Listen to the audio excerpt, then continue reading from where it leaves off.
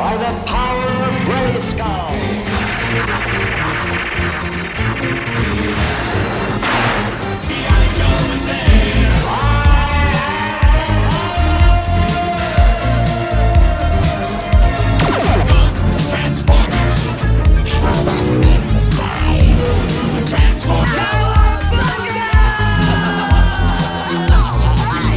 I made a funny. That's a big Twinkie. And welcome everybody to the Cereal Box Price Podcast, the podcast that serves you three scoops. That's three scoops of pop culture after coming off the long hiatus. But before I start, please, everybody knows the way that I introduce this man, this person that has stolen my heart. He is the right leg to my Voltron. He is the Egon to my Spangler. He is my containment unit to my heart. The person that gets my toy catalog going. The man himself, the kaiju of love. I want to introduce everybody to my co-host, Aaron Smelzer. What's going on? What's happening? You're freaking nuts, man. I love you. I love you. What's going on, Aaron? And man, we're back. We are officially back after a very, very long hiatus. We did a show, then we stopped, but now we're back. We're back, and I'm happy to be back, man. And like, all I want to say is like, I read some of our reviews on some of like our podcasts. Our podcast is distributed through Anchor.fm, but it got turned to Spotify now. So now Anchor.fm became Spotify, and I went through iTunes and read some of the comments that everybody's been saying about the show. And man, thank you guys. We appreciate all the support, and we're back. And Aaron, how do you feel coming back on the show right now? I feel good. That other dimension was a little bit nuts, though. Like that was a little bit crazy. There was freaking monsters. There was Tyrannosaurus Rexes. There was all kinds of shit. But we went along that interdimensional highway, and now we're back and feeling good, man. Feeling real good. Glad to be back. No, that's awesome. And for those that don't know, see, me and Aaron, we were on a long hiatus because we got stuck in a parallel dimension, and we were fighting skeleton warriors. We were riding dinosaurs in a Jurassic Park, and actually we went back to a parallel dimension because we got stuck in a phone booth traveling back in time. But hey, we're back. We're back in 2023. We are back in 2023, and oh man, there is so much stuff to talk about. But Aaron, the biggest news that's been blowing the video game world today is we got the official trailer to Mortal Kombat 12? Mortal Kombat 11? Mortal Kombat 1? What? Yeah. Like what are we? Well, we were stuck in that other dimension. The timeline got reset. It's a Mortal Kombat. So, I think it's Mortal Kombat 1 again. Yeah, I was so confused. You know, it's funny. I was online and I was reading about 2 days ago before the trailer dropped. Somebody posted that Mortal Kombat, the new game, was going to come back to Mortal Kombat 1. It wasn't going to be called Mortal Kombat 12. And at first I was confused. I was like, wait a minute. What's going on? What is Ed Boon doing? Like, we're going back to Mortal Kombat 12. But like, did you see the trailer today? Did you check that out? It was badass. That was some of the best graphics that I've seen. I know it's not actual gameplay, but in a CGI cutscene, it was some of the best graphics that I've seen. The gore, the gore was beyond. That was like, that brought it back to like, wow, the amount of blood and guts and splitting people open, and man, that was good stuff. Yeah, it was crazy, man. Like when I was watching it,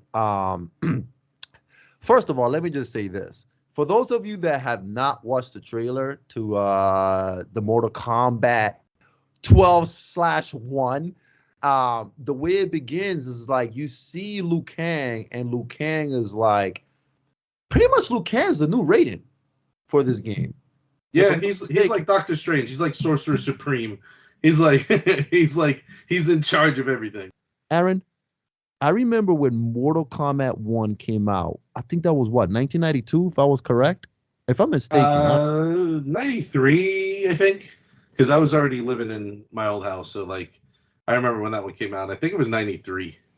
Yeah, 1993 with the first Mortal Kombat. Do you remember the commercial to the first Mortal Kombat game? I don't actually. I don't think I had cable at that point, so maybe it wasn't aired on regular TV. Let me.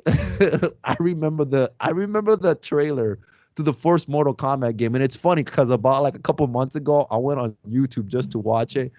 Let me tell you something. If you were a teenager back in 1993, the trailer starts with all these teenage, adolescent, puberty-stricken teens going crazy down the street, and they're just yelling, going nuts. Mortal Kombat! And everybody's going insane. If you were around as a teenager back then, all you wanted to do is just smash your room because this trailer got you amped. And the funny thing about it is that, like, I feel like now they're like the Mortal Kombat trilogy and like history, the story of the game has been so like, honestly, I couldn't keep up. Like, you know the basic storyline to Mortal Kombat, right, Aaron? Yeah, and let me go back a little bit. I stand corrected. It was 1992. You were right. The second one was released in 93. So yeah. I mean, the history, the basic history is okay, but like, I don't know. I played up until maybe 4. So when they started introducing like all of the crazy characters and stuff like that, I kind of lost it. But like, I haven't followed the history of it, but I know enough from the movie, right? I mean, that was kind of a history lesson in itself. No, yeah. Look, I just feel like the whole Mortal Kombat line, like for the video games, the whole storyline just got so convoluted. Like I couldn't even keep up. Okay, here we go. Everybody take out your notes and pens here. I'm going to give a quick synopsis of this whole Mortal Kombat storyline. Mortal Kombat 1, Liu Kang is a descendant of Kung Lao. He beats Shao Kahn in the first game, right? Then we go to Mortal Kombat 2. You beat Shao Kahn. You beat Shang Tsung in the first one. Liu Kang is a descendant of Kung Lao. Mortal Kombat 2, you're in the Outworld for most of the game, because in the first game, you're actually fighting like in Earth Realm. Not too much in Outer World. Second game, you're fighting in the Outer World and you beat Shao Kahn. Then you got Mortal Kombat 3. Now, after Mortal Kombat 4, Aaron, just like you, I really don't know what happened. I don't know Quan Chi was a villain. I don't really know much about Quan Chi. Then now for Mortal Kombat 11, have you played the game, by the way? No, I have not. Okay, so really fast for all the listeners listening, if you haven't played Mortal Kombat 11 and you're telling yourself, why isn't it not called Mortal Kombat 12 and it's going back to Mortal Kombat 1, is because in Mortal Kombat 11, Liu Kang ends up beating Kronicus. Kronicus is the villain, and she has a pretty much what it looks like. It's like one of those like sand time. What do you call those? Hourglass. Yeah, she has like an hourglass, and the hourglass controls time. You can go back in time. So Liu Kang beats her. He takes the hourglass, and now what Liu Kang wants to do is change the whole history of Mortal Kombat. So he wants to go back and change the history, because the first person to win the Mortal Kombat tournament was Kung Lao. So Kung Lao was the first one to win a Mortal Kombat tournament. Then it was Liu Kang who won the second Mortal Kombat tournament, and Kung Lao is part of Liu Kang's family. That's why in the trailer, first of all, did everybody catch that? I know it gets confusing. I hope everybody's keeping up with the story. Like, that's why when you watch the trailer, Liu Kang is the Raiden, and you see Kung Lao as a farmer. That's why you see Kung Lao as a farmer, because now it's going back to when Kung Lao first won the first Mortal Kombat tournament. And now Liu Kang is actually Raiden, because I don't know if you catch this, Aaron, but right next to Kung Lao farming is Raiden. He wasn't even a god back then. Interesting. Is this going to be one of those storylines where like Liu Kang is his own grandfather or something like that? Like a Futurama episode? I mean, that's where I feel like this is going. Like Liu Kang is gonna bang somebody, and it's gonna turn out that he's Kung Lao's dad or something like that. I don't know. I guess we'll see. We'll see what happens. Yeah, here's the thing, and not to talk about Star Wars, but everybody knows how the whole Star Wars franchise got all messed up with the storyline. Then you have like Dave Filoni and Jon Favreau with the Mandalorian. Everybody's like, yeah, Star Wars is back. I feel like when creators create either a movie or a franchise, and the franchise just gets just so messed up with the storyline. And Terminator, don't get me started about the Terminator franchise, because that's all over the freaking place. Nobody knows what's going on in that. I feel like you need to earn like a degree in like historical studies just to understand Terminator. But like, same thing with Mortal Kombat. What do you do when something's all messed up? You start all over again. And like, here we go. We got a brand new storyline. So listen, am I excited about the new Mortal Kombat game? Yes. Aaron, how do you feel about it? Are you going to play this game? I'm not big into fighters, but I mean, I'd definitely give it a go if it's like placed in front of me. I'm probably not going to go out of my way and buy it, but I'm more of a button masher when it comes to fighters. Like, give me Blanca in Street Fighter and I could do the same move over and over and over again. Like, I'm good with that. But no, I'm not big into fighting games. I do like the fatalities. I hope they maybe reintroduce some of the stuff that they did in the earlier games with, like, I don't know if they still do it. Maybe they do. Like the friendships and the babalities and that kind of stuff. Like, I think those were always fun in the early games. But who knows? Maybe if they're going to reset, maybe they'll reset some stuff to change the controls around or add a few new features. So who knows? I'm looking forward to it. If the graphics or anything like that were in the trailer, like, I might pick it up. It was really good. Yeah, I can't wait. Hey, Aaron, do you remember codes? I remember like the basic codes, but I don't. I wasn't big into fighting games, but I knew there were specific, sequences that you could do to do the fatalities and stuff like that. Hey, how great were codes when we were in school? Do you remember going to school and like playing a video game and like you would just wait for your friend or that one kid is playing the same game as you and he's like, hey man, do you want the code to get like Reptile in the first Mortal Kombat game? That was always like, I don't know if you remember that, where it was like, apparently when you're fighting in the pit in the first Mortal Kombat game, if you see a witch coming through the moon, there was a way that you can like fight Reptile. It's like codes back then were like the best. Yeah, definitely. I mean, I think the game I used the most codes on was Grand Theft Auto 3. Give me my tanks. The tanks are falling from the sky and the bazooka and unlimited ammo or whatever. Yeah, I mean, codes were a way of life when we were younger. Now it's all DLC. You want to play as like you said, you want to play as another character, then you have to pay $5.99 for it, or nowadays it's like $20. Hey, for all those listeners listening to you, I'm gonna get you guys a special treat right now. I'm literally gonna give you the blood code for Sega Genesis.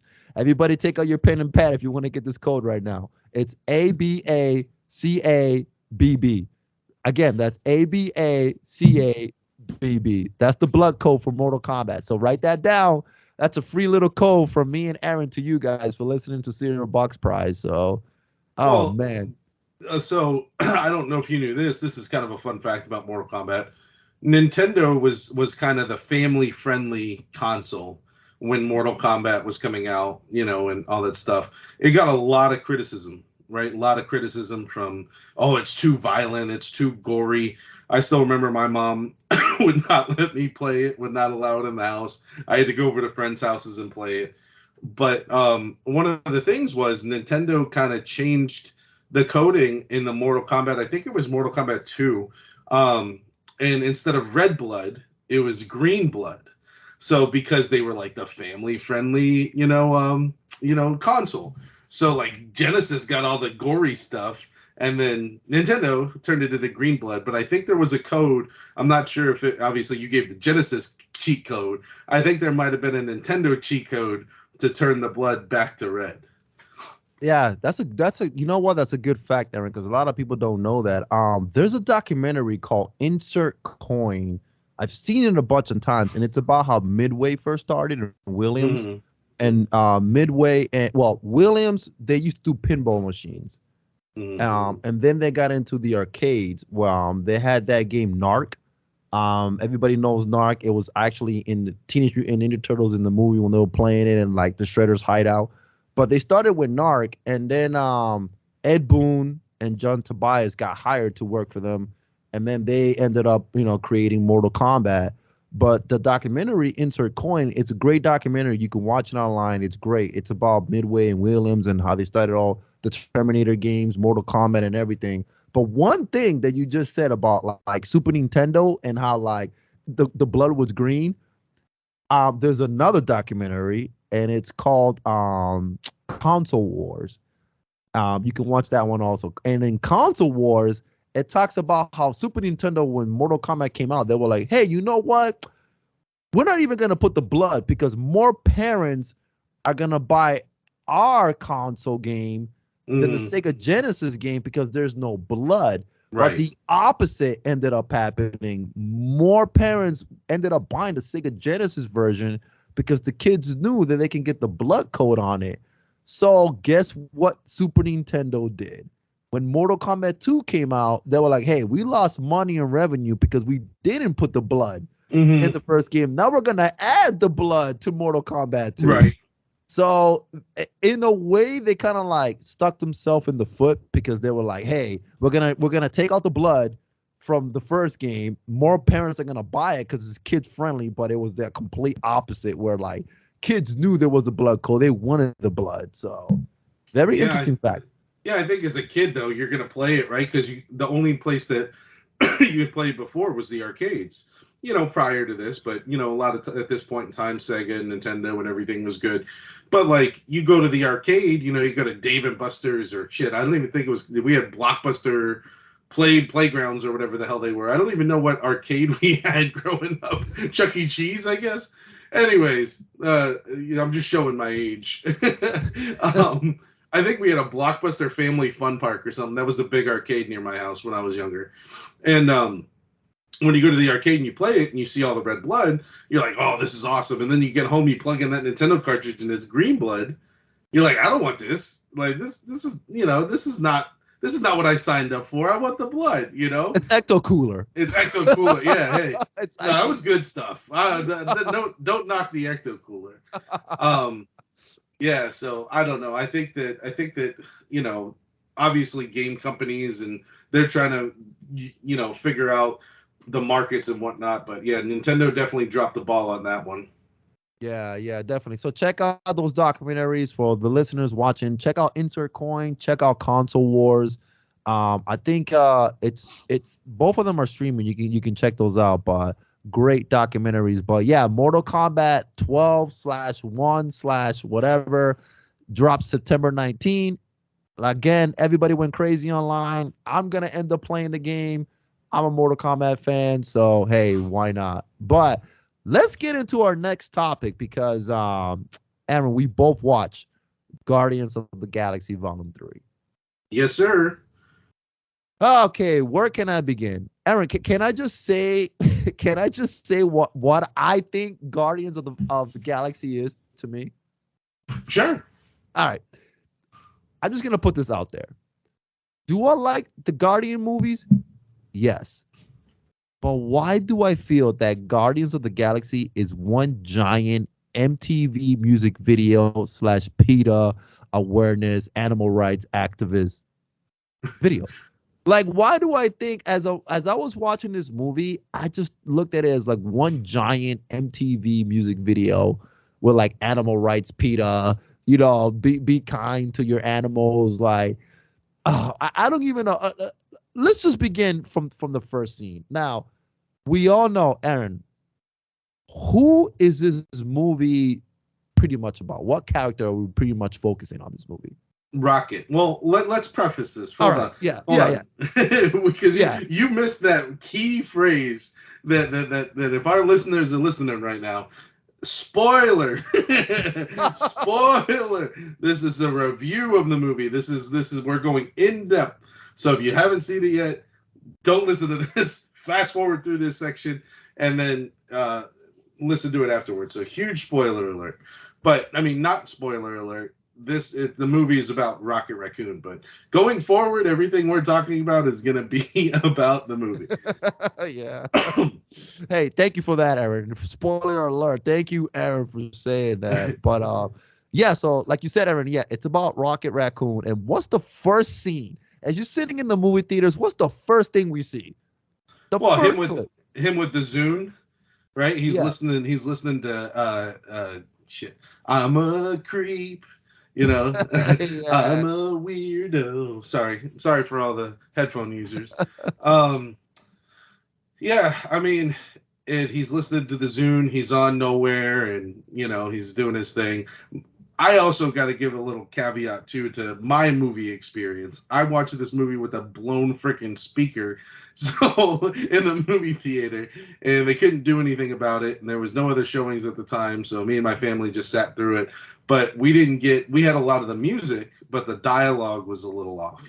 So, and there's no closed captions available, but no, we got through it. But yeah, so he's in Nowhere, he's listening to the Zune, he's kind of looking around, and you know, all the Guardians are currently there in different states of being. The different states of being, and then we start seeing like pretty much like in and out shots of like Rocket, like he's thinking back to like what happened to him, and then we get this really kind of like emotional shot of like a hand reaching into like a cage, and it's like grabbing Rocket when he was like a baby raccoon. And like I feel like when I was sitting there watching that, I was like, okay, I see where this movie's gonna take us, because like that one close-up shot of the hand coming in and grabbing him as a baby, I was like, okay, I see where this is gonna take us. And I will say this, I did cry. There was a couple tears coming out of my eyes. Oh, Steve. As I was watching this. But yeah, so like you said, Aaron, it's about Rocket. We see all the Guardians. We see Drax, Gru. We see them all in different things. And then something happens where they get attacked. And who comes and attacks them? Adam Warlock. Now, Aaron, did you hear the whole like controversy about that? Like Adam Warlock being in the movie? How like, now look, I'm just gonna say this, whoever's listening right now to this. I've never read the comics. I don't know much about Guardians of the Galaxy. I'm not a big Marvel comic reader, but from what I heard online and read is that Adam Warlock was an original member of the Guardians of the Galaxy. And a lot of people were upset that he was made to look dumb and he wasn't used as much in the film. Now, I don't know if you knew that, Aaron. Yeah, I think so. I know a little bit about it. Is that I guess I want to say he was one of the original keepers of an Infinity Stone in the comic book. And he kind of had a bigger role to play in the Infinity Gauntlet series, you know. So, you know, it's just one of those things that obviously you have the Marvel comics and then you have the MCU, you know, not everything mirrors 100%. So, I mean, it's James Gunn's interpretation of whatever, but we knew that he was coming at the end of Guardians 2. You know, he was in the machine, and I guess the reason that, right, the way that it was explained was the reason that he's still young is because he burst out of the cocoon, that machine, too early. So we got a younger version of Adam Warlock than I guess we should have. But all I could see is the movie with I can't remember I gotta look it up real quick, with Jennifer Aniston in him, and what is the name of that? We're the Millers. We're the Millers. Yes. Where he gets bit by the fucking spider and his ball. Every time I looked at him, that was who I saw. So like, it was really difficult for me to watch the movie and like take him any sort of seriously, because I'm like, I see him like, oh, spider bit my balls. that was a funny movie, man. But yeah, Adam Warlock comes and he just starts tearing up that city. Oh my God, he's just going through it. Groot gets on top of him, grows kind of big. He slams him. Drax comes at him, slams him. And what's the name of the guy? I always forget his name. He has the little arrow that he's always like singing to. Kraglin. He's the new owner of the fin and the arrow instead of Yondu. Yeah. Kraglin. It's actually It's James funny. Gunn's brother, FYI. Oh, is that James Gunn's brother? Yep, Oh, I Sean didn't Gunn. know. Oh, I had no idea. Oh wow, look, I just learned something new. See, this is why people listen to this nerd podcast, to learn something. I just learned something. Yeah, so we see him and he throws him like the little arrow, and Adam Warlock is like, "Who did that?" He didn't know who threw that at him, and then like I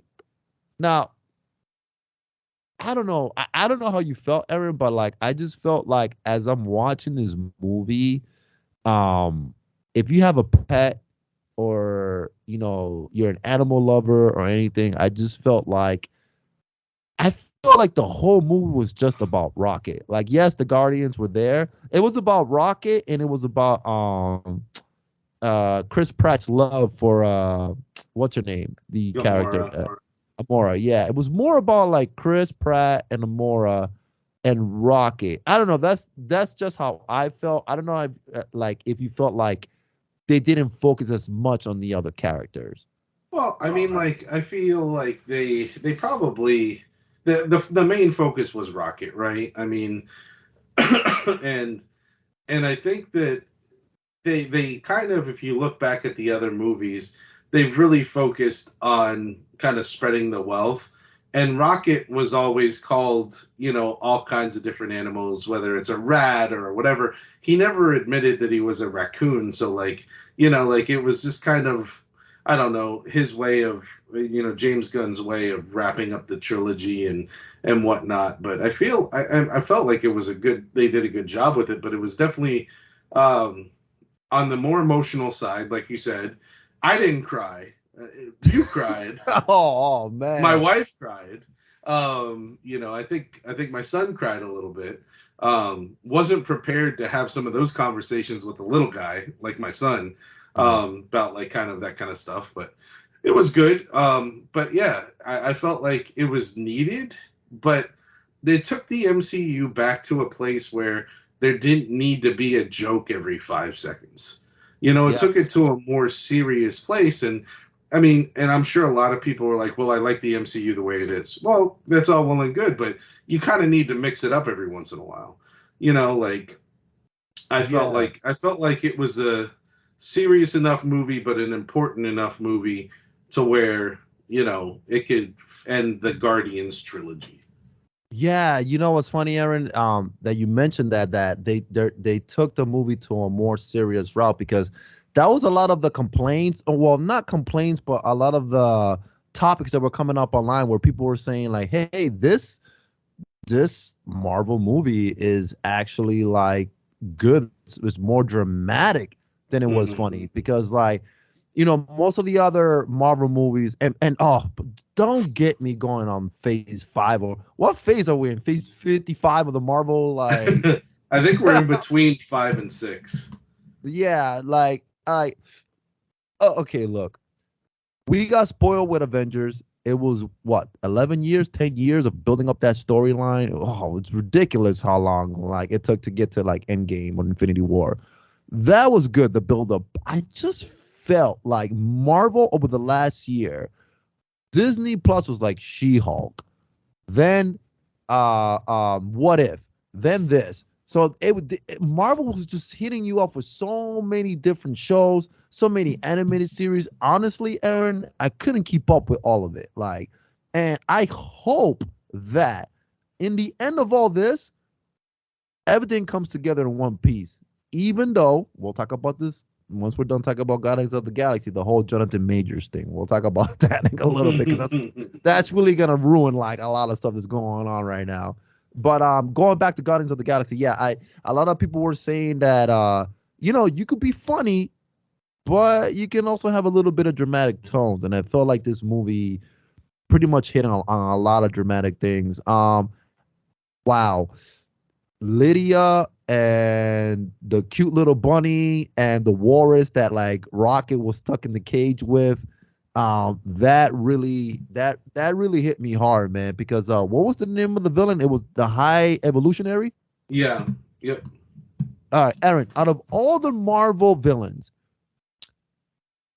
how did you think he acted in this? Because to me, I really hated this guy. Like, I'm not gonna lie, I couldn't stand this guy, man. Yeah, he reminded me of that one kid or that one bully that always picked on you, that you're just waiting to just push him against the snow. Like, I just did not like this guy. Like, how do you feel he did as a villain? Well, obviously, if you hated him, then he did a good job. I feel like he did his job. Yeah, he's definitely not one of my favorites. Favorite villains. I'm usually a bad guy. I like all the bad guys, so definitely not one of my favorites. But just because of the whole mistreatment of animals thing, whatever. He's a perfectionist though. But it was like he wanted to know why Rocket could solve the problems that he couldn't solve, and all this other stuff. And then what he did to Lila and Teefs and Floor and all of them. And I think it was just it definitely made you hate the character. So I would say from a acting perspective, from a concept perspective, I feel like they did a good job, because a lot of people hated this character, because of what he did to not only to Rocket, but to all of these other animals, to the other species, to whoever else. Like, basically, nope, something's wrong with this world, so I'm just going to destroy it. I'll create another one. But, there's all this intelligent life out there. Nope, not good enough. We're just going to destroy it. So your batch 89 is gone. We're going on to 90. It's just, but I liked the little nuances that they did. But, pre-attack, post-attack, how his skin was all stretched out because he liked to maintain that appearance or whatever. And, Yeah. I feel like for the most part, he did his job in the MCU. But watching some of they weren't really Easter eggs, but it was just kind of like an explanation of the movie, because there was a few things that I needed clarification on. It was like other people knew that he was doing this. I think Yondu said something about it in Guardians 2 when he was talking about Rocket, about like, I know where you come from, or I know the scientist that did this to you, or something along those lines. And so other people in the universe knew that he was doing this, but they just didn't want to mess with him. They didn't want to go against him because of, I guess, how powerful he was with what all of his little creatures and whatnot. Yeah. You know what, Aaron? I forgot all about that, man. I haven't rewatched the first two Guardians of the Galaxy movies in a while, but now that you're saying that, it's bringing me back to that. But yeah, the High Evolutionary, like, he reminded me of like a mix of like Napoleon, like the actual like Napoleon dictator. It's kind of like he had like little man syndrome, because he couldn't believe that Rocket, something that he created, was smarter than him. Like something like how are you that smart? I created you, but you're smarter than me. But one of the funniest lines, and I couldn't stop laughing, was when Chris Pratt called him Skeletor / RoboCop. Yeah, he used a lot of 80s references in that dissing line. Yeah, because I was like, hey, you know what? He does remind me of RoboCop, because the stretched out face. Yeah, like it had that had me dying, man. But yeah, the whole so for those, again, spoiler alert, the High Evolutionary, he wants to create this planet, this very great special planet where nothing's bad, everything's good. He's creating these creatures, but every time he creates like a turtle, the turtle comes out bad. Or if it's a wolf or something, I'm over here explaining Ninja Turtles 2 for some reason, but but yeah, and then Rocket ends up finding out that the DNA or whatever the potion is that they're using is wrong. It's turning these animals violent, and he wants to create this planet where everything is perfect. And what's funny about it is that we end up on one of the planets in the film, and Aaron, tell me no. It had me laughing when like they went to the house of like whoa, I didn't even know what they were. They looked like deers to me. I think they were supposed to be bats. Were they bats? I think because they had the pointy ears and they had like the scrunched up nose. I think they were supposed to be some sort of bat people. Okay, because I wasn't sure what they really were, man. But like it was so funny because it's like they're living like regular human beings and they're driving cars. Not only are they driving cars, but they're like 1980s, like Lincoln Continentals, like old school vehicles. And that had me laughing. Like one thing I love about the Guardians movies is that James Gunn always puts like that 80s kind of like flair, like a lot of 80s stuff into these films, man. Like you pick up on a lot of this stuff on it. So, but yeah, like I love that part, man. And it's like you see these characters living like on this planet, which the high evolutionary is supposed to be perfect, but then we find out that it wasn't perfect for him, and he ends up destroying the whole thing. Yep. So Counter Earth, that's what it was called. And yeah, I mean, he basically is like, oh, they've arrived. Well, he wanted to get Rocket, so like he figured that his best way to get Rocket was to take him off the whatever. I think it's called the Bowie. The Bowie is the new ship, the new Guardians ship, and take him off the Bowie, and then destroy the planet with the Guardians of the Galaxy still on it. But like, obviously, that didn't work out for them because the Guardians of the Galaxy seem to always find a way to escape even planets blowing up. but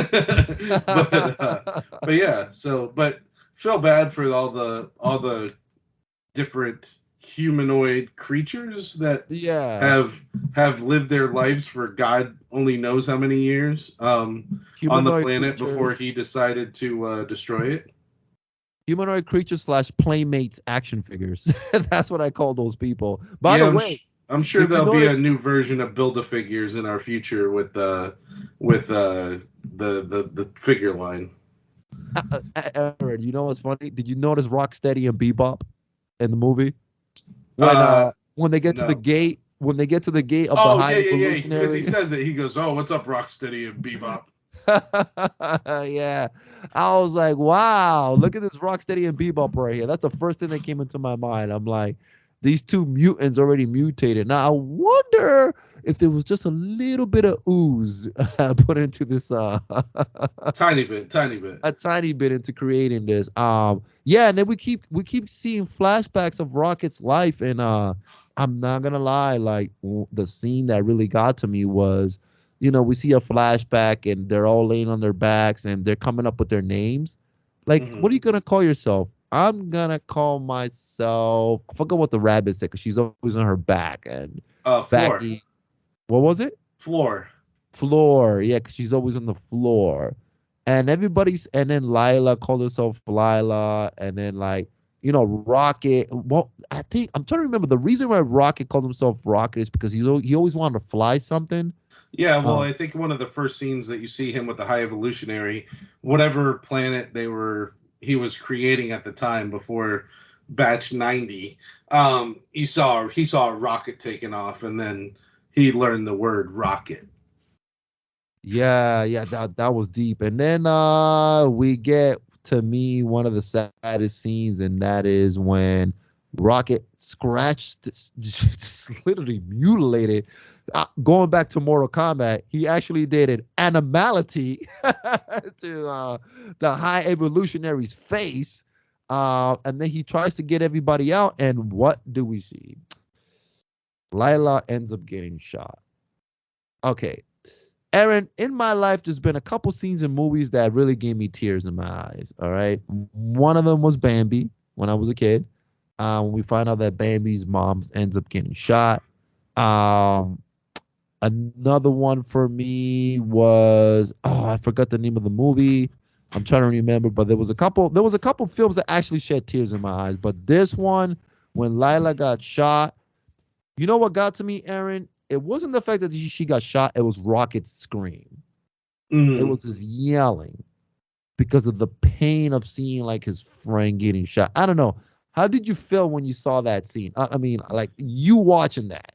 Definitely wasn't expecting it, but you kind of knew something was going to happen because you knew it wasn't going to be a happy ending, but definitely wasn't expecting not only Lila but Teef and Floor all got shot, all got killed. I think you had a little bit backwards. They get shot, then he screams, and then he attacks and does everything. Yeah, it definitely was one of the more gut-wrenching scenes in Guardians in Marvel Cinematic Universe. I mean, we've seen a lot of people, go their way, especially with the snap, with the Thanos snap. I think that tugged at a lot of people's heartstrings, and a lot of people were not happy with who got turned into Thanos dust and Thanos dust, however you pronounce it. Oh God, it's like tomato. I just heard myself say it, and I'm like, no, somebody's gonna correct me, and so I'll just say it both ways and cover my bases. On the comment section, so I was gonna be like, well, actually, it's a chapter. Hey, not a than. I don't. Whatever. You know who I'm talking about. No, yeah. So, definitely one of the more heart-wrenching scenes. Because you kind of just had that sense of hope that he's going to create this key card and scan out, and then they're going to get out and, be the animals of the animal guardians of the universe. Animal Guardians of the Universe. That's the next movie. So, I don't know. But yeah, it definitely was hard to watch. Yeah, you're right. Like, definitely one of, like, out of all the Marvel films, like, definitely one of the most, like, heart-wrenching scenes, like, and we've seen all these Marvel films, but to me, like, I think this was one of the first Marvel movies that really impacted me kind of hard, like, just watching all that, like, go down. And so we get to that, and Rocket escapes, and man, this last epic battle, I'm not gonna lie to you, Aaron. Towards the end of the movie, when the ship's going down and they're fighting the High Evolutionary, because we kept watching trailers to this movie, and everybody's saying somebody's gonna die, somebody's gonna die, somebody's gonna die, somebody from the Guardians is gonna die. Okay, 2 points in the movie where I thought somebody was gonna die. When Rocket was in the ship, and he had to go back to save the animals, and it was on fire, I thought that was it. I was like, oh, yeah. Rocket's, he's going to sacrifice himself. Like, that's what I was thinking. And then what happens to Chris Pratt when he goes into outer space? Yeah, that was weird. Okay, yeah, let's talk about that for 1 second, because, like, all right. Now, I know this is a movie. Okay, this isn't real life. I understand this is not real life, but he froze in outer space. Like, you would think that, okay, that's it, he's gone. Honestly, I thought his head was gonna explode.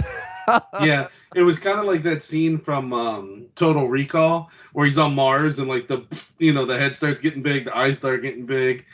But yeah, I think you got to remember though, he's half god, so, like, he's got a little bit more life in him, I guess, if he goes out in outer space than most people, because his dad was a god, but, whatever. Yeah, okay. I don't know. But he lost that power when Ego died, so I don't know how much that holds anymore, but yeah. But yeah, I was like, did Star-Lord just die? Like, I know when I was in the movie theater, I kind of looked at my wife, and I was like, I think Star-Lord's dead, but that's the weirdest way for him to die. Like, I just didn't see it. I didn't see it. Yeah, same here. I was just like, I'm just there watching the movie, and I'm looking at my little brother. I'm just like, is this it? Like, is this how Star-Lord is gonna go? Like, because, like, honestly, Aaron, like, I was like, if this is the way Star-Lord is gonna go, I was gonna be upset if that was the way. Like, I would have rather have him go like fighting somebody, like, actually, like, in a heroic way. But, like, to be frozen. But then here we go again. The audience gets bamboozled because no, he doesn't die, because Adam Warlock brings him back to life. And, like, here we are, like, months watching these trailers, and everybody's thinking somebody's gonna die. Guess what? nobody dies. Right. Nobody dies, man. But going back to what I said earlier, why do I feel like Guardians of the Galaxy is one giant music video, MTV music video? Because every time there's either a fight or they're all together walking in slow motion, there's always some sort of music playing. Well, but I mean, that's the best part of the movie. The soundtracks are phenomenal of all the Guardians movies. I love the soundtracks, but definitely gets you going if you're 80s, 90s, and now with the Zune that they're using, they're in the 2000s era. So it's kind of cool because the first movie was all 80s music, second movie was all kind of 90s music, and now it's like mostly 90s, 2000s. So I like that progression. But yeah, it's an MTV music video. There's no other way to explain it. Yeah, it's funny.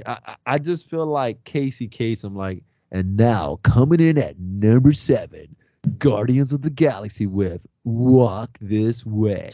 It's just like, oh man. But no, like honestly, after watching this movie, I gotta put it. All right. Let's rank. Let's rank our top Marvel movies so far that we've seen. For me, number 1 is Avengers Endgame, of course. That to me is number 1. Number 2, Captain America, Winter Soldier. That's number 2 for me. I feel like that movie was like amazing. Number 3, Spider-Man, the second one with Mysterio. I love that one. That's number 3. And for number 4, I'm gonna put Guardians of the Galaxy. I think for me, those 4 Marvel movies really did it for me as like my favorite as far as like the Marvel universe. I don't know. What about you, Aaron? Like, what are like your top Marvel movies? I'm gonna just say that you did a good job. You did a good job ranking those. You kind of hit me on a moment where I was a vulnerable moment. Dude, I got to do some research before I can give you my top 4 Marvel movies. No.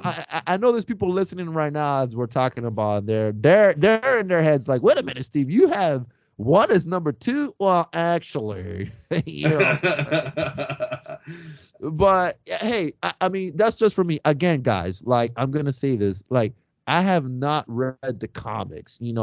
I know there is a difference between what you read in the comic book and what is put on screen. We get that all the time. Every time there's a book, for example, Michael Crichton, who wrote Jurassic Park, obviously what's in the book is not exactly what's in the movie, because there was a lot of things that were in the book that are pretty violent that were not shown in the movie. So, obviously all these Marvel movies, they're taking bits and pieces of the comics and they're coming up with all these storylines, and we're seeing what we're seeing. So, going back to Ninja Turtles, Teenage Mutant Ninja Turtles was the first comic book movie, and they took all these bits and pieces of different comics, and they made Ninja Turtles. So again, like I haven't read the comic books, so somebody listening to Serial Box Price podcast right now is like, well, Steve, you're not a true nerd if you haven't read issue 383 of Iron Man versus the, but yeah, but to me, those are like my top. Definitely Avengers, Endgame, definitely Captain America, Winter Soldier, definitely the second Spider-Man movie, and definitely this of Guardians of the Galaxy Volume 3. So I will say in my top list would be the most recent Spider-Man movie, Spider-Man No Way Home, just because of the way that they, incorporated the multiverse and, all that stuff, and had all 3 Spider-Mans in the same, timeline for a short period of time. Like, I really enjoyed that. So, like, but, dude, that's probably the only one I could say is in my top 5 because you kind of hit me. You hit, like I said, you hit me at a moment when I'm most vulnerable. Definitely need to do a little bit more research, or give me a heads up next time. Yeah. Sorry about that. I caught you off guard with like naming. When it comes to Marvel, that's one of the most important things, because like honestly, man, look, my my roommate, Sammy, he's a big Marvel fan, like huge Marvel, loves Marvel. He only goes to the theaters to watch Marvel movies. That's it. Like I'm a cinema concierge, where it's like I love watching all kinds of cinema. Like there's that new Christopher Nolan movie coming out called Oppenheimer about the atomic bomb, and I'm gonna go watch that. That's a movie that my roommate Sammy would not like to watch. Like he's more of like Marvel stuff. And hey, to each their own. Everybody loves their peanuts, whatever peanut you like to eat, whether it's cashews, walnuts, hey, whatever nut you like, that's his nut. His nut is Marvel. So What about if you have a nut allergy? Oh man, if you have a nut allergy, then sorry, can't watch this movie. No, but definitely on a scale from 1 to 10, Aaron, what would you rank Guardians of the Galaxy 3? Oof. I'm gonna say a very strong 8.5. Yeah, you know what? I'm definitely gonna say for me 8.5 also. Very strong 8.5, I'm gonna say. Definitely up there for me. This is definitely one of those movies that I will rewatch again when they put it for on sure. Plus.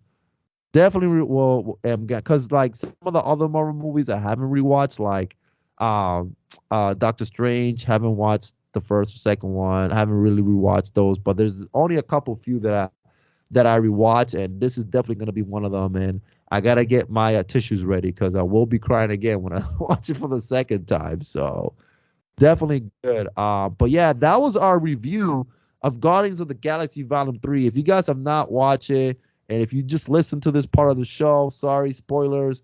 But hey, go watch it, check it out. Don't just listen to me and Aaron. We want to listen. We want to hear what you guys think. When you guys listen to this, please leave a comment. Let us know what you think about this movie in the comment section. And let's get to a crazy, because this show is about not only about movies, comics, and video games, but one thing that me and Aaron love is toys. We are toy collectors.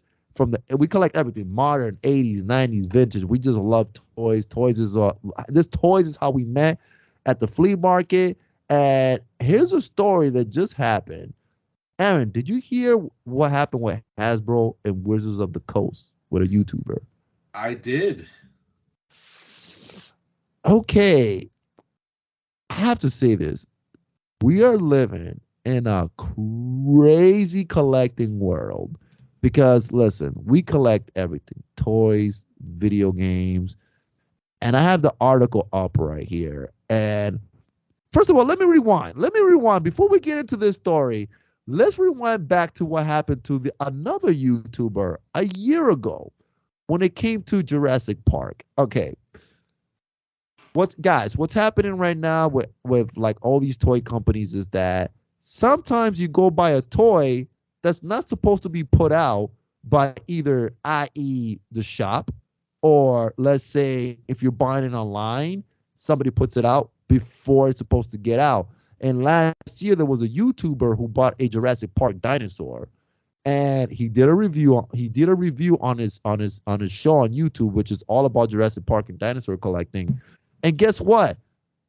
Hasbro saw it, and when they saw it, they contacted YouTube and literally deleted his YouTube channel, which he's had up for almost 9 to 10 years. Literally deleted his whole channel. He didn't even know that when he bought this dinosaur, and he bought it at a legit brick and mortar store, but the store was the one that set the product out early. It wasn't his fault. He bought it, paid his money, did a review on it, and Hasbro went and deleted his account. He had to fight for his account to get back. And we're living in these times where, Nintendo, I will say this, Nintendo is the most notorious company to come after a consumer. If you steal Nintendo's product, or you leak any video game, or you're selling any video game from Nintendo, who's that? It's me, Mario. Mario's going to show up to your house and get you. But let's talk about what just happened with this Hasbro thing with Wizards of the Coast. Aaron, what did you hear? What did you know about this story? So I guess some YouTuber obtained a set of an expansion set of, I think it was War of the Machines or something like that. It was a new expansion to one of the most recent Magic the Gathering sets, and I guess he he basically was like showing it on his page and whatever. I believe that he was acting in good faith, that he acquired these from a legitimate source, at least from what I understand. And then all of a sudden, these guys come in and basically SWAT him and, shut down the stream and whatnot, because he's showing the cards before they were released, before their release date. Yeah, not okay. This is crazy, because like we're living now in times where you can't even show or review a figure or any product that is not your fault. Okay, here's my thing. They sent a Pinkerton. All right, the Pinkerton's after now. For those of you that don't know what a Pinkerton is a private detective or security guard who is usually armed. And the name Pinkerton Detective Agency was the first private detective agency in the United States. So they sent these Pinkerton guys. They went over this poor guy's house. Not only did they harass him and his wife, they were also harassing his neighbors. Can you believe that? They were also harassing his neighbors, and they were asking him, where did he get these cars? That it was illegal, that he was going to be put in prison, that they were gonna take and seize everything from him. Yeah. And it's like, guys, like, this is way overboard. It got to the point where even Wizards of the Coast had a comment and make up then say a comment, not Hasbro. Wizard of the Coast kind of had to apologize. And here's my thing, Aaron. This guy, not only did they come and harass him, his wife, his neighbors, do you think he could have even got like some sort of residuals back? I think that he might have. I'm not sure. From the last article that I was reading, it seems that Magic the Gathering, it is unclear if the offered cards were equivalent to the value of the set he had purchased. So it sounds like whatever he bought. Let me read this. During the visit in question, the agent presented Cannon with contact information for Wizards of the Coast, and when he called, was offered free Magic the Gathering cards to compensate for losing the other cards.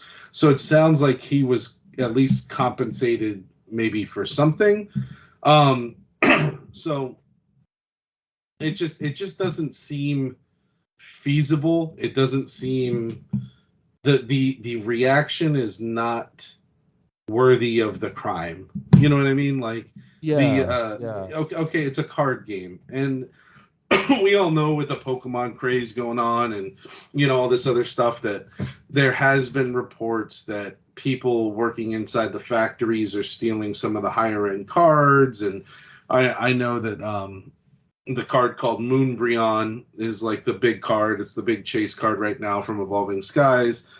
And, it's just there was a picture or something leaked where somebody had, I don't know the exact number, but 40 or 50 copies of that card. And it's a $500 card, or at this current market, $500 or $600. So for somebody to have that many copies is kind of like an inside job, right? So we know that these companies are trying to protect their IPs. They're trying to protect their intellectual property. But for them, as much money as they make, let's just say, I don't know, 20 sets. Let's say 20 sets of the cards got out early, right? Does that really cause this reaction to send these armed vigilantes, for lack of a better word, to somebody's house to retrieve an item? I don't know. It seems very far-fetched and very over the top to do something like that. Yeah, yeah. Aaron, you know what's funny? Now, as I'm reading, as you were talking, I'm over here reading over here on the side, and like now Hasbro and Wizard of the Coast, they're going back to back on who should take the fall for this that happened. So Wizard of the Coast is saying that Hasbro messed up and they have an egg on their face.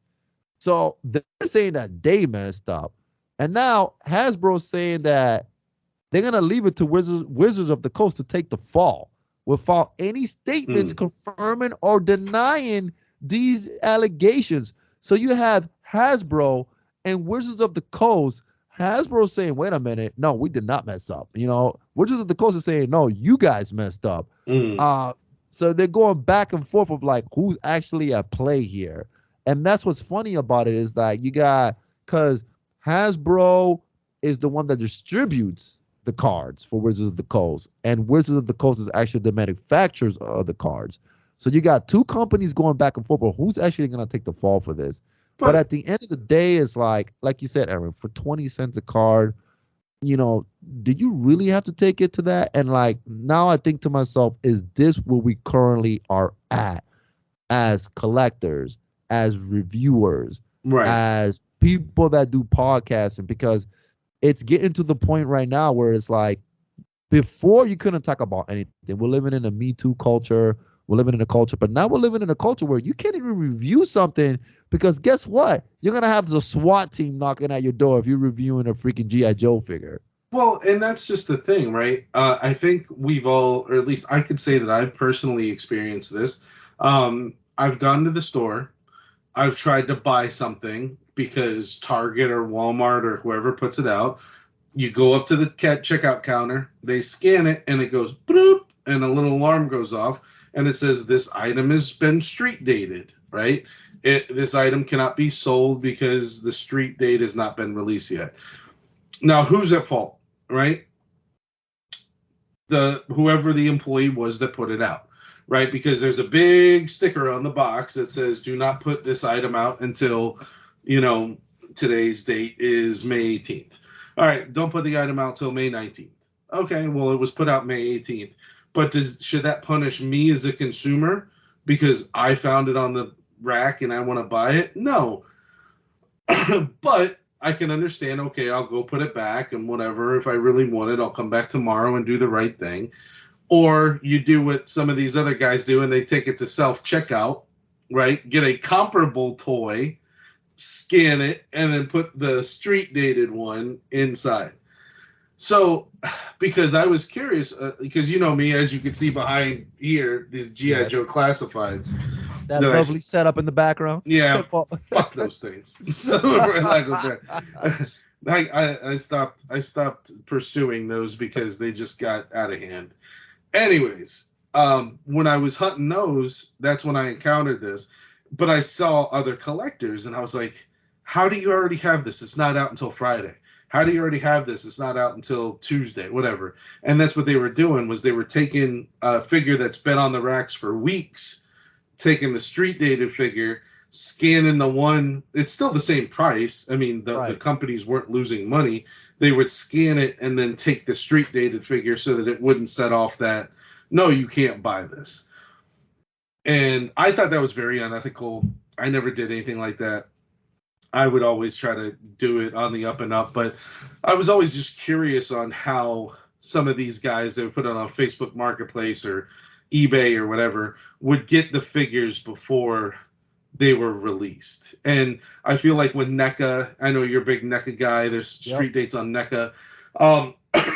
Some of the guys in this would do the same thing. And so that's how they're kind of getting around the street date issue. But irregardless, going back to like the reviewing, like you said, toy companies used to send toys early to YouTubers, social media, people that had a big social media following, to review a toy before it was released.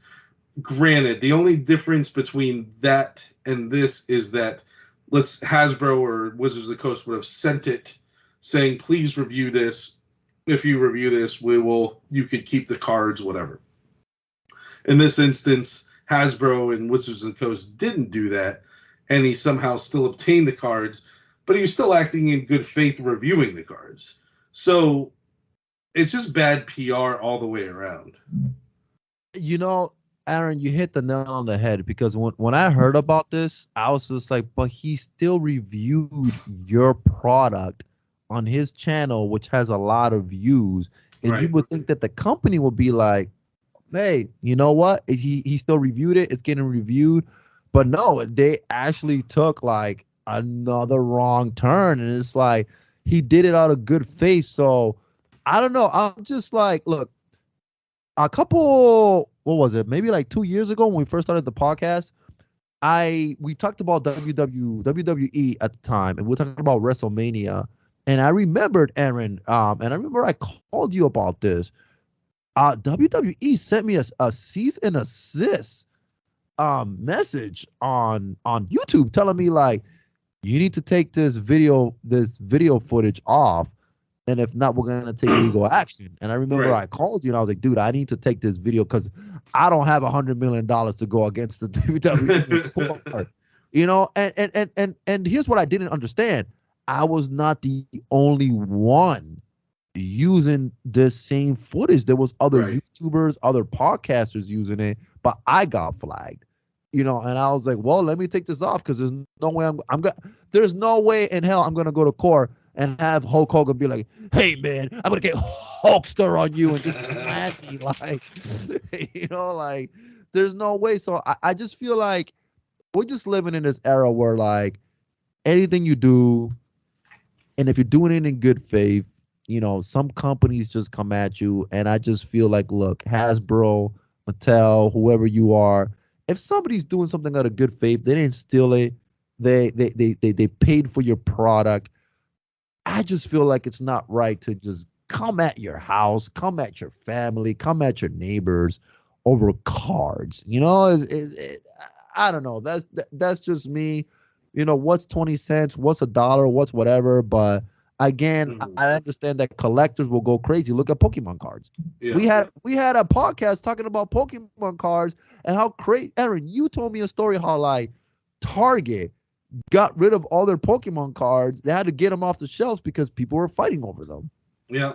Some guy. Well, I think some guy got shot in a parking lot or something. That was last year or the year before. But it wasn't over Pokemon. It was over sports cards. But then that caused the knee-jerk reaction to pull everything off the shelves and, you know, have it limited and whatnot. Now you can walk into Target and buy whatever you want. It's funny how, not funny that the dude got shot, but it's just funny how they have these knee-jerk reactions, and then like 6 months later, okay, it's old news. You know, don't worry about that guy that got shot. That's old news. But no, I mean, going back to the WWE incident, and I still remember that when we were doing our podcast, and it did kind of shock me, but I mean, we both did our research and we really didn't do anything wrong. But for whatever reason, we had to blur out that section of footage and it was fine. But I mean, obviously, there is a certain avenue, I guess, that if we wanted to post that sort of footage in the future, that we would have to get approval or something. Because I see tons and tons of YouTube creators post videos of WWE, AEW, whatever, and you know they seem to be operating just fine. So I think again, it's about that kind of like those growing pains, those learning, those teaching moments.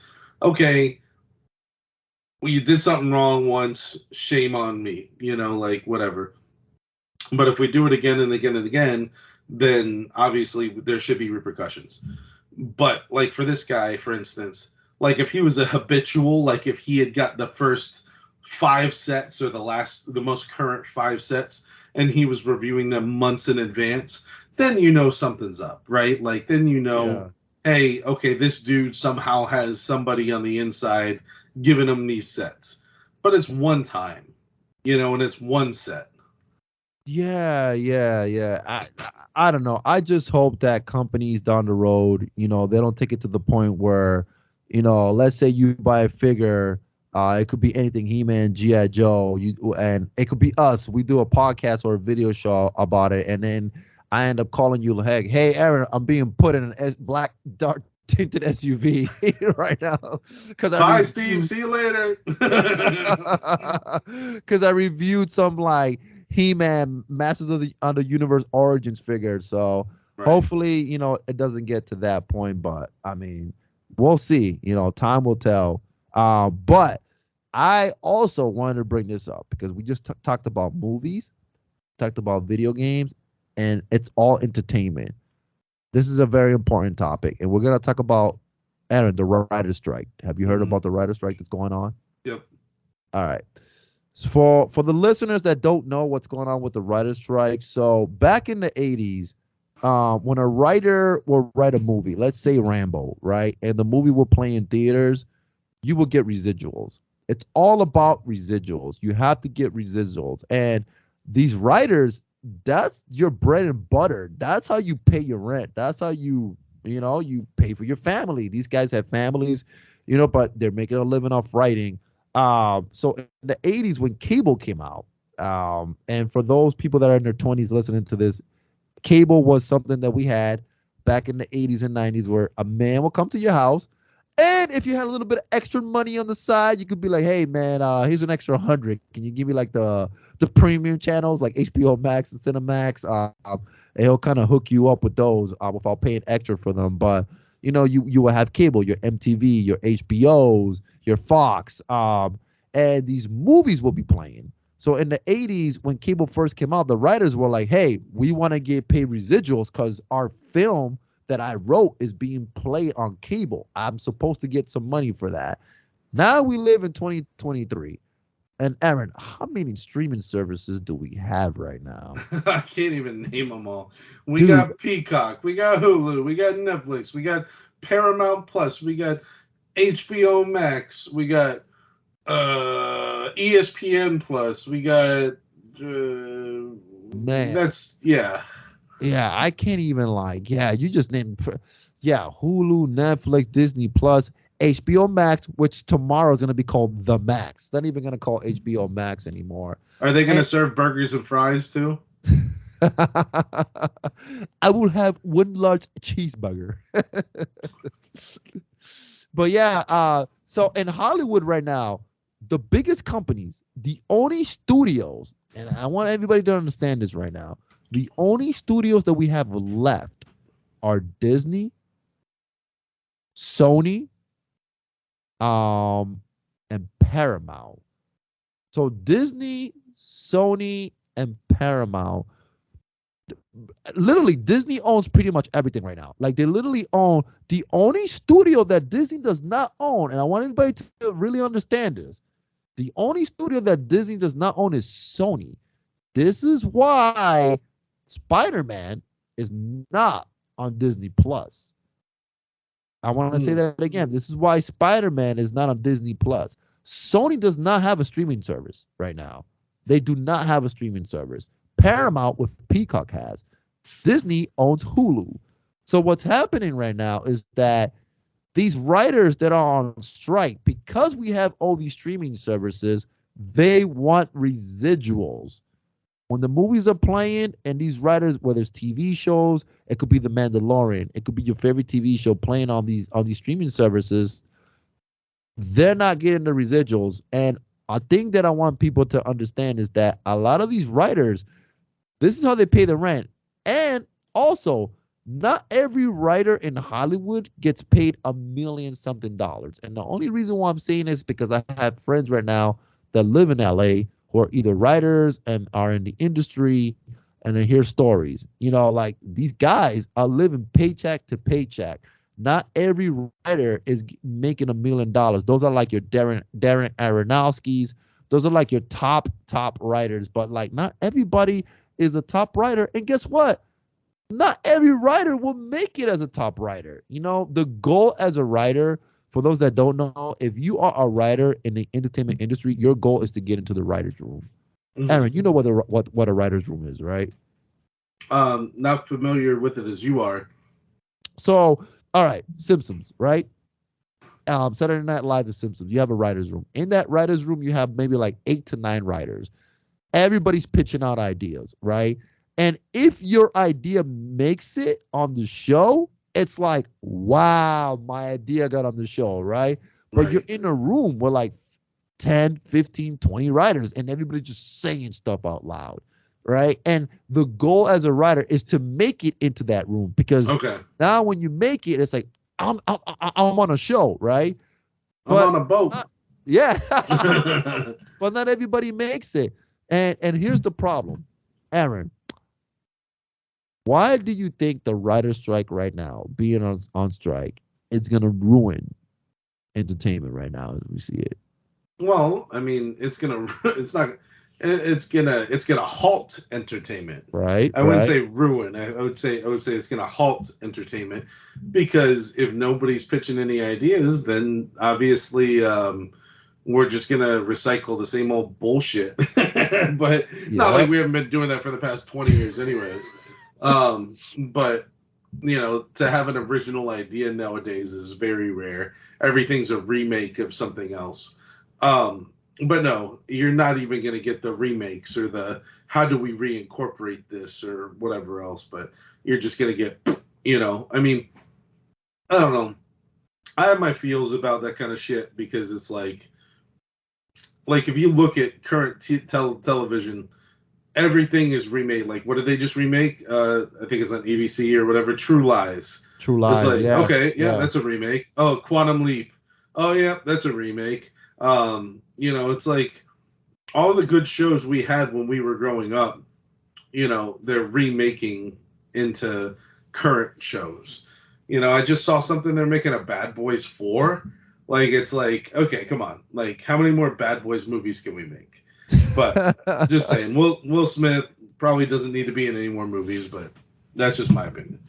And I like that you said that everything's being like rebooted and not a lot of original ideas, because Hollywood right now, they don't want to take risk on new ideas. They don't want to take, hey, they want to take more something that audiences already know. For example, Transformers. Why do you think we've had so many Transformers movies? Because Hollywood knows, hey, there's been toys. It's already a legit franchise. But Hollywood isn't taking chances on like these like original ideas. Some of these original ideas are coming from like, independent films, a lot of independent films. And going back to what you were saying, Aaron, this is important. I'm giving everybody a little educational thing on film. Again, I'm a film connoisseur. And so, halting the industry. Here's what happens, and this can happen in anything you do as a job in life. When the writers go on strike, what happens is a lot of people can't work. And if you can't work, you can't feed your family and you can't pay your bills. So if you have a writer working on, let's say, I don't know, Saturday Night Live, guess what? The writers can't work. The camera guys can't work. The catering service can't work. The guys that pick up the actors can't work. The cleaning services can't. It halts everything. So now all these people that work on this show, because there is a writer's strike, they can't work. Right. And this is how they feed their family. Now we have a lot of we have the Directors Guild of America. So if you're a director, you're under the Directors Guild of America. If you do lighting or grip, it's called IATSE, Theatrical Stage Employees. So there's a lot of film unions. Aaron, the only industry, and I just found this out today through a podcast, the only industry that does not have a union, and this is going to blow your mind, is the VFX industry for films. Okay. They don't have a protected union. I don't know if you've been reading that, like, people have been saying that the Marvel films, the effects have been looking kind of shitty. Like the effects, there's been a lot of like things online recently that the effects are not looking good. So the VFX artists don't have a union. So what happens is, let's say, Aaron, let's say you have a VFX company. I have a VFX company, right? You bid. So me and you are bidding for that job. So let's say like I tell Sony, hey, I'll do it for 20 million. But then you tell Sony, I'll do it for 10 million. So you underbid me, they hire your company, right? But now they tell you, hey, Aaron, you know that Ant-Man, all that footage? Yeah, we need it in 2 weeks. because the movie's gonna come out in 2 weeks. So you underbid yourself for 10 million, and now you got 2 weeks to complete all this stuff. So these guys are working 80 plus hours trying to pump all these visual effects out before the movie's out. And that's why we've been getting, sometimes people have been noticing that the effects in some of the Marvel movies have not been good.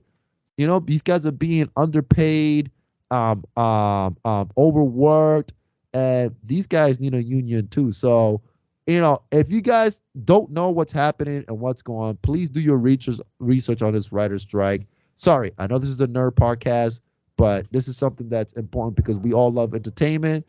We all live through entertainment. We love pop culture. And yeah, so that's a pretty much what's going on with the writer's strike. I don't know if you knew all that other stuff, Aaron. So No, and it's good education, but it is a part of entertainment. You know, like you said, the podcast is not only about video games and toys and whatever. We cover a lot of stuff, so it's good to know what's going on because like this could affect us. You know, what are we gonna review if nothing new's coming out? We're gonna have to go back in time and do what we did kind of at the beginning and start reviewing stuff from the 80s. But, you know, there's a lot of material we can cover. I'm sure we can make a podcast about damn near anything. But, no, but like about the new stuff, like if there's no writers, there's no new Guardians movie.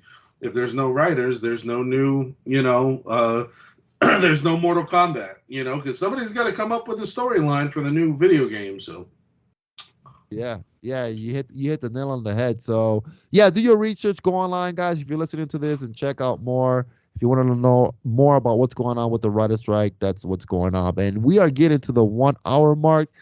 And here is our new, every podcast we're going to be doing this. Our slogan is serving you 3 scoops of pop culture. And right now we're getting to the end of the show where the new idea is I give Aaron 3 topics. Aaron, you have to tell me whether you give it 3 scoops, meaning that you care, or you give a fuck about that topic, or you're going to put it back on the shelf. So it's up to you to give it 3 scoops. 3 scoops. Hey, we love cereal. When you eat cereal, if you eat 3 scoops or more, that means it's good. If the cereal is soggy and stale, you're going to put that shit back on the shelf. So all right, let's hit up our first topic, Aaron. We just found out who's playing Johnny Cage in the new Mortal Kombat 2 movie. And that is Karl Urban from The Boys. Now, I have my opinion. You have your opinion, but let's start off with you. Aaron, Karl Urban from The Boys playing Johnny Cage in the new Mortal Kombat 2 movie. Is it 3 scoops or is it put it back on the shelf? Can I give it like 1.5 scoops? Because let's give it one. Let me explain. Here we go. I think so. I read this. I think that he was good cast for the movie. I don't think he was. Now he could prove me wrong. I don't think he was a good cast for Johnny Cage. I think he would have been a better cast for Kano. Yes. So I saw a lot of people talking about it. You know, I think he would have played a really good Kano. Now he could prove us all wrong and play a really good Johnny Cage, but I think he was still a good cast for the movie. I think it was just the role in the movie should have been changed. So that's why I say 1.5. I don't want to put it back on the shelf because I still think it's a decent play for the movie, but I think it could have been better. Okay. I'm gonna say the same thing. I'm gonna give this 1.5 scoops. So how about this? Instead of 1.5, how about I just take the toy out of the cereal box and put the cereal back on the shelf? There we go. I'll keep the toy. There we go. Aaron's keeping the toy. Okay. I gotta say that I agree with you too, Aaron. At first, when I found out that it was not against Karl Urban, I love him in The Boys. The Boys is a great show.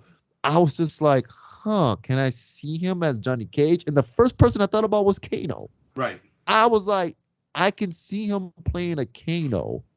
Like, you know, like Kano in the first movie was like great in the first Mortal Kombat movie. Like he had that accent, like a treasure these moments. Like I could have seen him playing like Kano, but like Johnny Cage, I don't know. I feel the same way as you, Aaron. It's like I gotta see the movie to see how he does. But again, he could prove us all wrong, and he could be the best Johnny Cage. But from our childhood, and the Johnny Cage that we remember in the Mortal Kombat original movie, he doesn't fit that bill. Yeah. He does. Karl Urban doesn't fit that bill. A lot of people wanted Scott Adkins, and Scott Adkins is a martial artist who played in the movie Undisputed. Actually, he was in the John Wick 4 movie. He played the big fat bad guy in the film, but they wanted him to be Johnny Cage. Mm-hmm. But again, like I don't know, like let's see what happens. I know that the first Mortal Kombat movie, the reboot that was on HBO Max, it made a shitload of money for HBO. And actually, it was a #1 movie views. Millions of people viewed that movie. So, hey, man, now they got the extra money. Let's see what happens. But yeah, Karl Urban as Johnny Cage. Yeah, Aaron, you took you put the cereal box back on the shelf, but you put the prize out. So yeah, I'll keep the toy. I'll keep the toy. I'll agree with you with that one. All right. Here's our second topic. Ezra Miller. Ooh. In the Flash movie. Ooh. Okay. Topic number 2. A lot of people are going to boycott this film. Some people do not want to go watch the Flash movie because of all the crazy things that Ezra Miller did during production. Mm-hmm. Okay. We know what's happening with Jonathan Majors right now. For those of you that don't know, Jonathan Majors, who was in Creed 3, and also he's supposed to be Kang the Conqueror in the new Marvel movies. Again, this is allegedly. There was a domestic dispute with him and a woman. The woman is claiming that Jonathan Majors put his hands on her. Apparently, then she changed her story. Now she's saying that it did happen, and Marvel is up in roars right now because if it's true that Jonathan Majors did all this, they're gonna have to go back and change everything, get a new Kang the Conqueror. And the reason why I'm bringing this up is because Ezra Miller, during the production of the Flash movie, did so many things that they still kept him on. They still kept him on set. Still finished the movie with him. And now some people are boycotting, saying, well, I'm not going to go watch this movie and support, Marvel or DC, support DC for still keeping Ezra Miller. Now, what I want to ask you, Aaron, is this 3 scoops for you? Are you putting this back on the shelf, or is it like half a scoop? Like, how do you feel about this? I'm putting it on the shelf because I agree with a lot of the masses that are boycotting the movie. The only reason that I might not, but I'm most likely probably not going to see it in movie theaters, I'll tell you that much, is because Michael Keaton's coming back and reprising his role as Batman in the movie. So I'm kind of curious to see how that all plays out. But yeah, I think this is my opinion, I think it was a poor choice by DC to keeping him involved in the movie after all of these allegations and the evidence that was coming out. I think DC has had a history of not making the most phenomenal movies, and I felt like maybe they decided to keep him on just to see it through, just because they don't have the unlimited budget like a Marvel does to do a recast or reshoot. I don't know how far along they were already in shooting the movie when some of the weirder stuff started coming out. So maybe they just said, the hell with it, we're just going to finish the movie and go from there. But I feel like because of, and I'll go back to the Will Smith thing, I probably will not see another Will Smith movie, that's just my opinion, in the movie theater because of what he did. Right? Like that's just me. Everybody else has their opinions. I don't appreciate what he did. I don't think that he should be rewarded by still doing movies. Whatever. That's my opinion. Love me, hate me, whatever. But I feel like DC, they probably just did it for budgetary reasons, I'm guessing. or they had a majority of the movie already shot when all of the weirder stuff started coming out, and they just finished it and said, well, we'll cut ties with them because I think they go by they them after the movie. Yeah, Aaron, I'm gonna have to agree with you on this one as well. Here's my thing with this: DC has been messing up so much on their films, and the thing that got me upset was, they finished that Batgirl movie, and they literally can't. The movie was done, and they canned it. First of all, it's done. It's in the can. The movie was completed, and I forgot the actress's name that they got to play Batgirl, but the fact that you already had a movie that was completely done, and then you can it. Meanwhile, this actress, she didn't do anything wrong. She didn't get into any fistfights. She didn't cause a commotion on set. She was there. She finished the whole movie, but you can that movie. But Ezra Miller does all this, and you keep this movie. And it's like, DC, what are you doing? Like, what is going on with you guys over there? Look, man, here's my thing. Am I going to watch this movie? I'm going to have to go just because my roommates want to go to watch this. Boo. Do I agree? Do I agree with what Ezra Miller did? No, Ezra Miller was a real life villain. Okay. He was a real life movie villain. Now, I will go just to watch Michael Keaton and the girl playing Supergirl. But other than that, man, I don't know. Aaron, I'm gonna have to agree with you on this one as well. Like, DC, I don't know what's going on. And they just made Jim Lee president of DC Comics. I don't know if you read about that. No, I didn't see that. Yeah, Jim Lee. For those of you that don't know who Jim Lee is the reason why we have X-Men now. He redid the X-Men comics back in 1992-93, which now we have X-Men. He redid that. Jim Lee also did, if I'm not mistaken, I think he worked on G.I. Joe, the G.I. Joe comics too, if I'm not mistaken. But I know he did the X-Men comics, redid the whole thing, brought X-Men back to the X-Men that we know now. So Jim Lee is now the president of the DC Comics. But yeah, I don't know, Aaron. Let's see how this whole Ezra Miller thing. Apparently, the movie has been played in some special screenings. People are giving it a good review, but I don't know. I just keep thinking back to all the stuff that Ezra Miller did, and I'm just like, guys, you kept this guy in the movie still, but then you can't Batgirl. And to me, it's just like, that's not cool, man. But now let's think of this from a continuity perspective too. Unless you introduce a new Flash at the end of this movie, the next Flash that they introduce is not, obviously, I'm sure DC is going to cut ties with them after all of this. You would think, I don't know. But the next movie that stars the Flash, they're not going to be in it, So, and if they are, then are you going to get mad at DC, or are you just going to be like, it's the Flash? Are they trying to keep them on payroll for continuity issues? Yeah, I can see that. I can definitely see that. But yeah, I agree with you guys. Whoever's listening, if you want to go watch the movie, watch the movie. You don't have to follow what me and Aaron are saying. Obviously, everybody makes their own opinions on things, but this is just how me and Aaron I'm putting it on the shelf. It's going on the shelf. Okay, I'm excited about this next one right now. Topic number 3. Beetlejuice. Yes.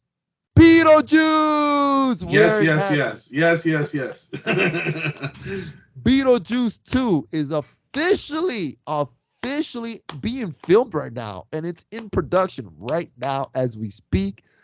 Michael Keaton is returning as the ghost with the most Beetlejuice. He is coming back for it.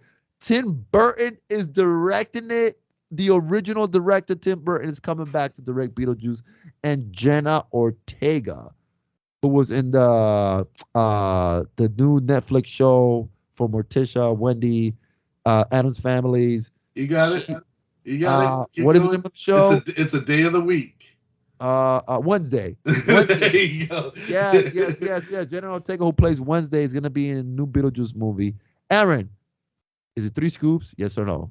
It's 10 scoops. It's 3 scoops. Yes. I can't wait. I can't wait. Beetlejuice is one of my all-time favorites. Love the movie, love the cartoon, love everything about it. I can't wait to see Michael Keaton reprise his role. Hopefully there's a little Deo dance going on in there, get some Winona Ryder's coming back, so I think that I think it'll be good. Hopefully we see some cameos from Gina Davis and Baldwin, right? Yes. So it'd be cool to incorporate them, because they should still look the same, right? Because they're dead, they're ghosts. Right. So right. Aaron, I don't know if you read this, but Willem Dafoe, they just casted him in the movie. Now, there's not a lot of plot details yet, but Willem Dafoe, they're saying he plays a ghost detective. He's an officer of the afterlife. He's playing an officer of the afterlife in this movie, Willem Dafoe. So I'm very curious what the plot to this is gonna be. Is it gonna be like Boondock Saints, Willem Dafoe? Is he gonna be putting on some pantyhose and running around and whatnot? That would be awesome. But man, I'm just thinking about the plot, because if Willem Dafoe is playing an officer of the afterlife, what has Beetlejuice been up to these last 30 years? Is he still waiting in that office for his name to be called? What? Because at the end of Beetlejuice 1, he was just waiting. He's still waiting in that office. He looks to his left or right, and there's that little shrunken head person next to him. And then the lady shrinks his head at the end of the film. Well, the head shrinker shrinks his head because he changes the ticket numbers. Yeah. Yeah. Yeah. Does he still have a shrunken head? Does it show how he gets his head back? I'm very curious, because I have to rewatch Beetlejuice, but what I noticed, Aaron, in that film is that Beetlejuice wasn't really shown too many times. Like, Michael Keaton wasn't on screen that many times in that film, because if you think about it, Lydia sees Beetlejuice in that what was it, that mini city, the diorama. The diorama. He's in the grave. Okay, we deal with Beetlejuice in that scene. He comes out. Okay, got that. Then when they have the dinner scene, the hands pop out of the salads, and Beetlejuice is around. Then Beetlejuice is the snake, which is kind of creepy. You see that snake head Beetlejuice. Yeah. Then Lydia goes back, sees him in the diorama, with all the spikes come out of his chest and all that. That was amazing. So, and then you get Beetlejuice at the end. So, literally, if you really think about it, we see Beetlejuice probably a good 6-7 times in that film, on screen. Mm-hmm. So I'm hoping that in this one we get more, just more Beetlejuice. Well, yeah. I mean, they had to explain it that he was this. I guess I'm trying to think of the word. Individual that you really didn't want to mess with. The way that it was explained.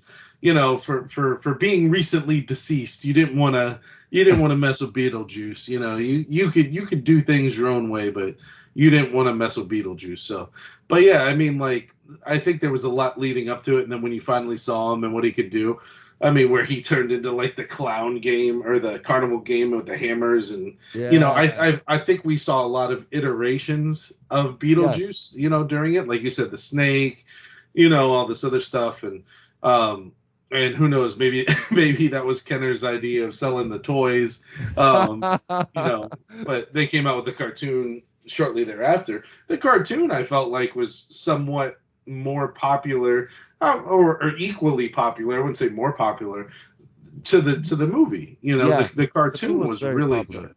Yeah, on ABC Saturday mornings. Yeah, I remember that cartoon. Yeah. So I feel we might not have seen a lot of Beetlejuice because there was a lot of explanation of who he was in the movie beforehand. So hopefully you're right. Hopefully we see him more in the second movie. But I felt like the cartoon kind of filled in a lot of those gaps per se, you know. Well, all I gotta say is shake, shake, shake, Shannara, shake it all the time. There we go. So 3 scoops. I'm eating it up. I'm loving it. I'm hoping that it's good. Again, you know, we always talk about this with sequels or anything that they're remaking from the past, from our childhood. That I mean, that's a movie I've probably watched 100 times, and I can honestly say that. You know, whenever it's on TV, whenever I see it, I'm always stopping and watching it. So like, there's gonna be, the bar is gonna be super high. So I hope with everybody coming back, with Tim Burton coming back. Now, granted, Tim Burton hasn't really made a bad movie. You know, I mean, he really hasn't. He's done very well in his career. But to set that bar really, really high for our 80s childhood expectations, it's going to be tough. But I'm loving it. I'm loving the cast choices so far. I'm curious to see how they go with it. I'm hoping they bring back some cameos, like I said, Gina Davis and Baldwin, you know, and see how that goes. And there you have it, guys. That was our new segment, whether Aaron gives something 3 scoops of pop culture or not. And guys, thank you everybody for listening to our comeback episode of the Cereal Box Prize podcast, the podcast that serves you 3 scoops of pop culture. Please leave us a review on iTunes, Spotify, wherever you guys are listening to this. Please comment. If you guys like what we talked about, just leave us comments. Let us know. Let us know what you like about the show. Follow us on Facebook and Instagram. New Instagram is coming up. Leave comments on YouTube. And, you know, I just want to say, for me and Aaron, we appreciate you guys listening to this, because, you know, after reading the comments, you know, it makes me feel happy that people are actually listening to 2 grown-ass men talk about what we love, which is like movies, toys, games, everything pop culture, the things that we grew up in our childhood. And Aaron, is there anything you want to say before we get out of here? No, yeah, just one thing. It's just, you know, we're hoping to get back on this train again, do the podcast more frequently. We're hoping that we could be releasing new episodes every week. So hopefully we have enough content. If you guys would like us to talk about a specific topic, you know, please leave a comment, you know, let us know, you know, because I feel like, you know, without, you know, we want to be producing the best show possible. And if the viewers or the listeners want to be, you know, us to talk about something that's coming up in the news or current, past, whatever, I feel like that would be a good segue for us to interact with you all a little bit. So with us doing this every week, if you can comment a little comment on if you have an idea of something for us to touch base on, whether, like I said, whether it's old, new news, anything in the entertainment video game realm that you know, we'd be more than happy to do that. So hopefully we just keep this up going. We're not going to get lost in another interdimensional highway in the future, and we can just continue to be producing these shows and, you know, keep it up. And with that, thank you, Aaron. And again, thank you for listening to the Cereal Box Prize podcast. And we will see you guys next show.